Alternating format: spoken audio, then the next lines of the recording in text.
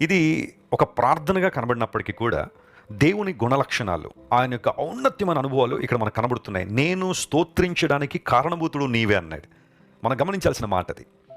ప్రభువా, నేను నిన్ను స్తుతించాలని, కీర్తించాలని ఆశపడుతుండగా దానికి ఒక కారణం ఉంది. ఆ కారణం నువ్వే అనగా దైవజనుడు చేసిన ప్రార్థనను దేవుడు ఆలకించి అతనికి కావలసిన స్వస్థతను మరియు రక్షణ అనుగ్రహించినట్లుగా స్పష్టంగా అక్కడ మనం చూస్తున్నాం. హిబ్రూ భాషలో స్తోత్రము అన్న చోట టెహిల్లా అనే పదం ఉపయోగించారు. ప్రైజింగ్ గాడ్, లేదంటే ఒక కీర్తన రాయడం, ఒక పాట రాయడం. చూడండి, చాలా పాటలు చాలామంది రాస్తుంటారు. ప్రపంచంలో ఎన్నో రకాలైన పాటలు ఉన్నాయి. ప్రస్తుత దినాల్లో అపవాది సంగీతాన్ని చాలా విపరీతంగా వాడుకుంటున్నాడు.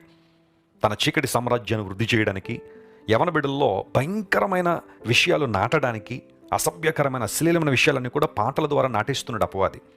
అయితే నిజమైన సంగీతం, నిజమైన కీర్తనలు, పరిశుద్ధమైన కీర్తనలు బైబిల్లో మనకు కనబడతాయి.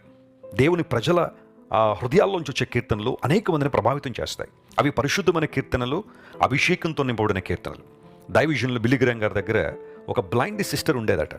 ఆయన ఎక్కడికి వెళ్తే అక్కడ క్రూసైడ్లో పాటలు పాడడానికి ఆమెకు అవకాశం ఇచ్చినప్పుడు ఆమె పాడుతూ ఉండగానే పరలోకపు వాతావరణాన్ని అక్కడ అనేక మంది అనుభవించేవారట.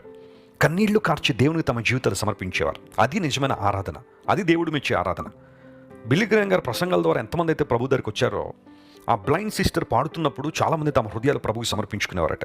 అభిషేకంతో కూడిన ఆరాధనలో అద్భుతాలు జరుగుతాయి. హృదయాలు ప్రభువుకి సమర్పించుకుంటారు. నూతన నిర్ణయాలు ప్రభు కోసం చాలామంది తీసుకుంటారు. ప్రభువా, నేను ఏదైనా ఒక కీర్తన పాడుతున్నానంటే, ఒక స్తోత్రం చెల్లిస్తున్నానంటే దానికి కారణం నువ్వే. ఏంటి ఆ కారణం అని ఆలోచన చేస్తే, నాకు స్వస్థత లేనప్పుడు నీవు నన్ను స్వస్థపరిచావు, నాకు రక్షణ లేనప్పుడు నన్ను రక్షించావు. ఈ రెండు విషయాలు జాగ్రత్తగా ఆలోచించేద్దాం. యేసు ప్రభు ఎవరు? ఆయన అంగీకరించిన ద్వారా ఒక వ్యక్తి జీవితంలో కలిగే ప్రయోజనం ఏంటంటే, ఆయన మొట్టమొదటిగా మనందరికీ ఆత్మరక్షణ దయచేస్తారు. నశించిన దానిని వెదకి రక్షించడానికే మనుష్య కుమారుడు వచ్చెను అని యేసు ప్రభు తన గురించి తాను చెప్పుకున్నారు. ప్రపంచంలో ఏ ఒక్కరి మాట చెప్పలేరు. మీరు ఎందుకు వచ్చారంటే రకరకాల కారణాలు చెప్పారు. నేను ఒక మతాన్ని స్థాపించడానికి వచ్చాను, లేదా దుష్టులను సంహరించడానికి వచ్చాను, నేను అది చేయడానికి వచ్చాను, ఆ వ్యక్తిని చంపడానికి వచ్చాను, ఈ వ్యక్తిని చంపడానికి వచ్చాను అని చెప్పిన వాళ్లే కానీ, నేను నశించిపోతున్న వ్యక్తిని రక్షించడానికి వచ్చాను అని చెప్పిన వాళ్ళు ఎవరు లేరు. యేసు ప్రభు రమ్మ అని చెప్పారు. యేసు ప్రభు ఈ లోకానికి రావడానికి ప్రధాన ఉద్దేశం పాపుల్ని చంపేయడానికి కాదు, పాపిలో ఉన్న పాపాన్ని చంపడానికి, పాపిని రక్షించడానికి యేసు ప్రభు ఈ లోకానికి వచ్చారు.